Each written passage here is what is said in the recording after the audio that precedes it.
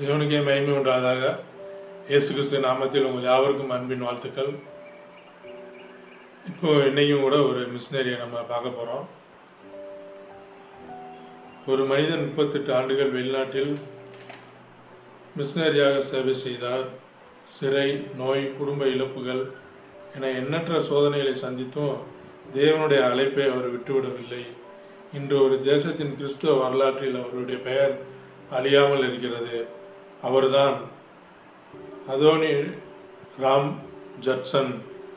1788ஆம் ஆண்டு அமெரிக்காவில் பிறந்தார்.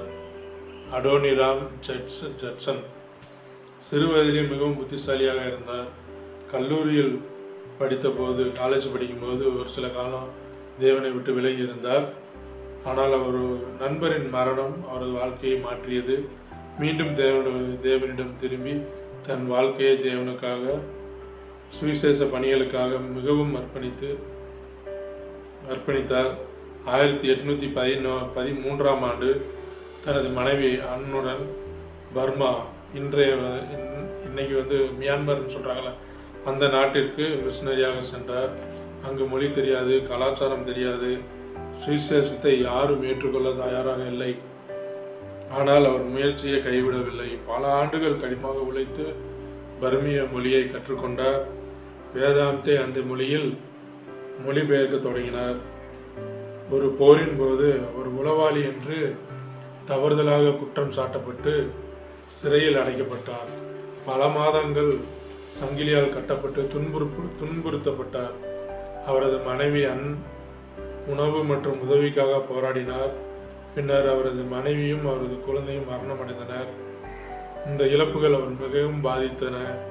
ஆனால் தேவனுடைய அழைப்பை அவர் கைவிடவில்லை. பல ஆண்டுகளின் உழைப்புக்கு பிறகு முழு வேதாந்தத்தையும் பர்மிய மொழியில் மொழிபெயர்த்தார். அவரது மொழிபெயர்ப்பு இன்றும் பயன்படுத்தப்படுகிறது. அவரது ஊழியத்தின் மூலியமாக ஆயிரக்கணக்கான மக்கள் கிறிஸ்துவத்தை அறிந்து கொண்டனர். ஒரு மனிதனின் கீழ்ப்படிதல் ஒரு தேசத்தின் வரலாற்றையே மாற்றியது.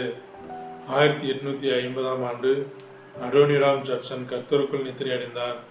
ஆனால் அவர் விதைத்த சுவிசேஷ விதைகள் தொடர்ந்து கனிகொடுக்கின்றன. அவரது வாழ்க்கை நமக்கு ஒரு உண்மையை கற்றுக் கொடுக்கிறது.